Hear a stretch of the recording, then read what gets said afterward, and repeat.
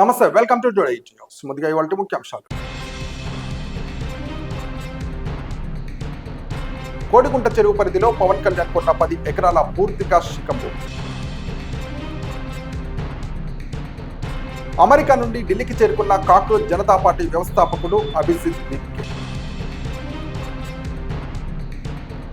నేను 18 గంటలు పని చేస్తుంటే మా ఆఫీసర్లు వద్దురా బాబు, ఈ సీఎం రివ్యూ అని పారిపోతున్నారు.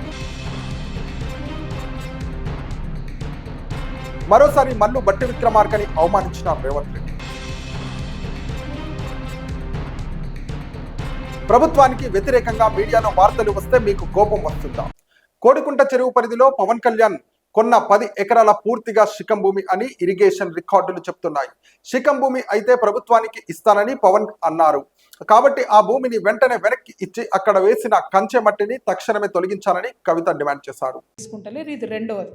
ఇక మూడవది, పవన్ కళ్యాణ్ గారు ఒక 10 ఎకరాలు శిఖం భూమిని ఆయన అప్పుడు తెలంగాణ వచ్చిందన్నటువంటి దుఃఖంలో ఉన్నాడు పాపం.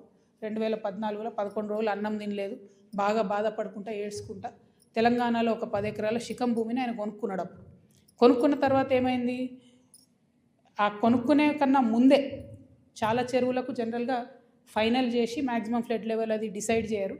కానీ ఈ పర్టికులర్ చెరువు పవన్ కళ్యాణ్ గారు ల్యాండ్ కొనుక్కున్నది కోడికుంట అనే చెరువు, సర్వే నంబర్ 706. దీంట్లో మొత్తం ఫైనల్ నోటిఫికేషన్ వచ్చింది. ఏ 10 ఎకరాలు అయితే ఆయన కొనుక్కున్నాడో అది శిఖం భూమి అని ఫైనల్ నోటిఫికేషన్లో ఇరిగేషన్ డిపార్ట్మెంట్ చెప్పి ఉన్నది. పవన్ కళ్యాణ్ గారు నిన్న మాట్లాడుకుంటే ఏమన్నారంటే, నా తప్పు ఉంటే అది శిఖం భూమి అయితే ప్రభుత్వానికి ఇచ్చేస్తాం అన్నారు. అయితే ఈయన రిజిస్ట్రేషన్ చేసుకునేటప్పుడు ఎన్ని తప్పులు దొరికినాయంటే, అందులో ఓన్లీ 3 ఎకరాలే శిఖము, మిగతా 7 ఎకరాలు మాగాని అని రాసింది. కానీ అది తప్పు, ఖచ్చితంగా రికార్డ్స్లో ఉంది. నేను ప్రభుత్వాన్ని డిమాండ్ చేస్తూ ఉన్నాను. ఇరిగేషన్ రికార్డులో 10 ఏకర్స్ శిఖం భూమి అని ఉన్నది. ఆ కాయిదాలు మా దగ్గర ఉన్నాయి, కానీ ప్రభుత్వం దగ్గర ఆల్రెడీ డేటా ఉంటుంది కాబట్టి మీరు చర్యలు తీసుకోవాలని డిమాండ్ చేస్తున్నాను. పవన్ కళ్యాణ్ గారు నేను అడిగేది ఏంటంటే, మీరు వాపస్ ఇస్తా అన్నారు కదా, వాపస్ ఇచ్చేసేయండి. మామూలు రైతుల దగ్గర తీసుకున్నప్పుడు కాంపెన్సేషన్ ఎట్లా ఇస్తారో గవర్నమెంట్, మీకు కూడా ఏ టీడీఆరో ఏ పైసలో ఇస్తారు, అర్జెంటుగా వాపస్ ఇచ్చేసేయండి. మీరు కంచె వేసిండ్రు, ముందు ఆ కంచె తొలగించండి. శిఖం భూమిలో కూడా కంచె వేయడానికి ఉండదు. మీరు మట్టేసిండ్రు, ఆడ గోవులకు వాటికి వీటికి గ్రాసం వేస్తున్నా అని చెప్పారు. మట్టేసిండ్రు, ఆ మట్టి మొత్తం చెరువులే వేసిరు కాబట్టి అది కూడా తొలగించాలి. తక్షణమే మీరు వాపస్ ఇవ్వాలని చెప్పి నేను పవన్ కళ్యాణ్ గారిని డిమాండ్ చేస్తున్నాను. అట్ ద సేమ్ అమెరికా నుండి ఢిల్లీకి చేరుకున్న కాక్రోచ్ జనతా పార్టీ వ్యవస్థాపకుడు అభిజిత్ దీప్కే ఢిల్లీ జంతర్ మంతర్ వద్ద ఆందోళనకు పిలుపునిచ్చిన కాక్రోచ్ జనతా పార్టీ విద్యాశాఖలో అవకతవకలపై కేంద్ర మంత్రి ధర్మేంద్ర ప్రధాన్ రాజీనామా చేయాలని సిజేపీ డిమాండ్.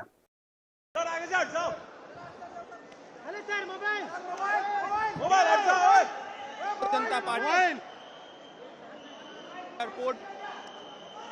एयरपोर्ट पर पहुंचे हैं और ये आप सीधी तस्वीर देखिए कि अभिजीत दीप्के यहाँ पर आपको नजर आएंगे और यहाँ पर अभिजीत दीप्के 6 नंबर गेट से निकल रहे हैं आईजीआई एयरपोर्ट पर और आईजीआई एयरपोर्ट से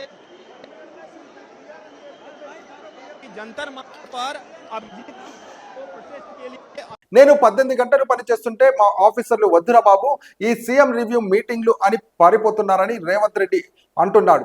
మీరు 18 గంటలు ఏం చేస్తున్నారో తెలియదు, కానీ మొత్తం తెలంగాణ గంజాయి ఆ మాయం అయింది. నిన్న సంజీవయ్య నగర్ లో రాత్రి 11 గంటలకు ఒక యువకుడిని కత్తులతో పొడవడానికి ప్లాన్ చేస్తే 11:30కు యువకుడి తల్లి డయల్ 100కు ఫోన్ చేస్తే 12:30కి పోలీసు వాహనం వచ్చింది.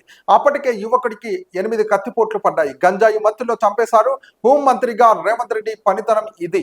ఆర్ఎస్ ప్రవీణ్ కుమార్. నేను 18 గంటలు పనిచేస్తుంటే మా ఆఫీసర్లు చెమటలు వచ్చి అమ్మో వద్దురా బాబు ఈ సీఎం రివ్యూలు అని చెప్పేసి పారిపోతున్నారు అని అన్నారు. మీరు 18 గంటలు రివ్యూ ఏం చేస్తున్నారో రేవంత్ రెడ్డి గారు మాకు తెలియదు, కానీ మొత్తం తెలంగాణ అంతా గంజాయి గంజాయి గంజాయి, ఎక్కడ చూడు గంజాయి.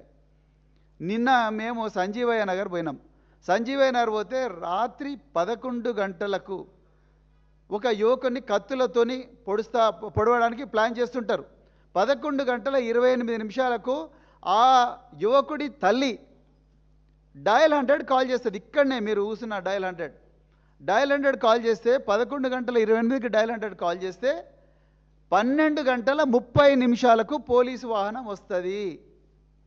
అయ్యా రేవంత్ రెడ్డి గారు, ఇది మీ పాలనలో జరుగుతున్నది, మీరే హోంమంత్రి రాష్ట్రానికి. 11:28 కాల్ వస్తే 12:30కి పోలీసు వాహనం పోతే అప్పటికి యువకుడు 8 కత్తిపోట్లు చచ్చిపోయాడు. అందరు గంజాయి తాగున్నారు. అక్కడ ప్రజలు ఏం చెప్తున్నారంటే, సార్ ఇంతకుముందు ఎప్పుడు ఈ పరిస్థితి లేదు, తెలంగాణ అంతా కూడా గంజాయి వ్యాపించింది, అందుకొరకు ఈ గంజాయి బారిన నుంచి తప్పించుకోవడం కోసం మేమే సీసీటీవీ కెమెరాలు పెట్టుకున్నాం, వీళ్ళు గంజాయి తాగిన వాళ్ళందరూ అటు సీసీటీవీ కెమెరాలను ధ్వంసం చేస్తున్నారు, మా అమ్మాయిలను చెడాయిస్తున్నారు అని చెప్తా ఉన్నారు. ఈ రోజు తెలంగాణలో అత్యంత బాధతో విషాదంతో ఎవరైనా బతుకుతున్నారంటే అది మల్లు బట్టి విక్రమార్క గారే. రేవంత్ రెడ్డి గారు గోసి కట్టుకొని గడ్డం పెంచుకున్న వాళ్ళందరూ రాజశేఖర రెడ్డి కాలేరు అంటున్నారు. అది బట్టి విక్రమార్క గారిని ఉద్దేశించి అన్నట్టుగానే ఉంది. ఎస్సీలు గోసీలు అంటున్నారు, లేకపోతే ఎస్సీలు మంచి బట్టలు వేసుకోవద్దా, ఎస్సీలు ఉప ముఖ్యమంత్రులుగా ఉండొద్దా? యాదాద్రి సాక్షిగా మీరంతా కుర్చీలో కూర్చొని బట్టి విక్రమార్క గారిని నేలపై కూర్చోబెట్టారు. ఒక మీటింగ్ లో మోచేతులతో ఆయన పొట్టలో గుద్దారు. ఇప్పుడు చాలదన్నట్టు పక్కలో బల్లెం అంటూ అవమానిస్తున్నారు. బట్టి విక్రమార్గిని ఇంకా ఎన్నిసార్లు అవమానిస్తారు సీఎం రేవంత్ రెడ్డి? నిజానికి ఈరోజు తెలంగాణలో అత్యంత బాధతో విషాదంతో ఎవరైనా బతుకుతున్నారంటే మల్లు బట్టి విక్రమార్క. ప్రజాభవన్లో కూర్చొని కన్నీరు మున్నీరుగా విలపిస్తుంటాడు ఇవాళ ఆయన. రేవంత్ రెడ్డి గారు మీరు ఏమన్నారు? ఆయన గోషి కట్టుకొని గడ్డం పెట్టుకున్న వాళ్ళందరూ కూడా రాజశేఖర రెడ్డి కాలేరు అన్నారు. మరి డైరెక్టే చెప్పొచ్చు కదా మల్లు బట్టి విక్రమార్కకు. ఎన్నిసార్లు అవమానిస్తారు ఆయన మీరు? యాదాద్రి లక్ష్మీ నరసింహస్వామి గారి సాక్షిగా మీరందరేమో కుర్చీల మీద కూర్చొని ఆయనేమో భూమి మీద కూర్చోబెట్టారు. దాని తర్వాత ఒక మీటింగ్లో మీరు కోమటిరెడ్డి ఇద్దరు వెంకటరెడ్డి ఇద్దరు కలిసి మోచేతులతోని ఆయన పొట్టల గుద్దితిరి. అప్పుడు కూడా ఆయన ఏమనలేదు. ఇక అది సరిపోదని మళ్ళీ ఇప్పుడు పక్కలో బల్లెంలాగా ఉన్నాడురా బాబు అని చెప్పేసి గోషి కట్టుకున్న వాళ్ళందరూ కూడా రాజశేఖర రెడ్డి కాలేరు అని ఎవరిని అంటున్నారు? మల్లు బట్టి విక్రమార్క అంటున్నారు మీరు. కుల్లం కుల్లా ఇది, ఏ మాటకు ఆ మాట. అంటే ఏంది, ఎస్సీలు గోషులు కట్టుకోవద్దా, లేకపోతే ఎస్సీలు మంచి బట్టలు వేసుకోవద్దా, ఎస్సీలు ఉప ముఖ్యమంత్రులుగా ఉండొద్దా? మరి మీరే చెప్పాలి. ఇవాళ మేము కూడా అనొచ్చు, సెక్రటరియట్లో 6వ అంతస్తుల ఒక ముఖ్యమంత్రి పీఠం మీద కూర్చున్న వాళ్ళందరూ కేసీఆర్ కాలేరు అని చెప్పి మేము కూడా అనొచ్చు. అంటాం, బరాబర్ అంటాం. కేసీఆర్ గారు ఎక్కడ, మీరెక్కడ రేవంత్ రెడ్డి గారు? కేసీఆర్ గారు ఒక విజనరీ, మీరు ఒక మెర్సినరీ. ప్రభుత్వానికి వ్యతిరేకంగా మీడియాలో వార్తలు వస్తే మీకు కోపం వస్తుందా?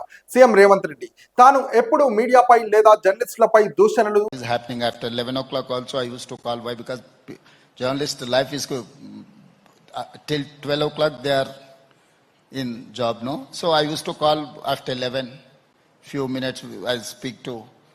So do you get angry when something hostile appears in the media or something wrong is published? How do you approach it? So I don't abuse, but I used to. You're not like Andamalai who quarrels all the time in the media.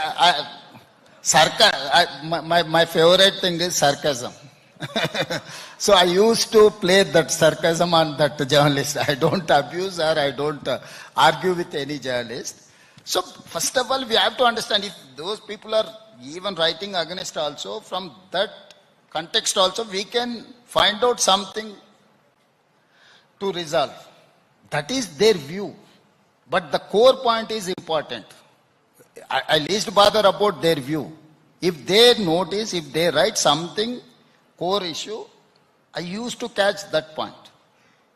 Then next day I used to discuss with my officers, what is this point? How to resolve? Or otherwise, is it true? This is also one of the source. Why? Because we cannot travel everywhere. So media is one of the source for us. They are our back office, like we have to use them as a back office information. I had a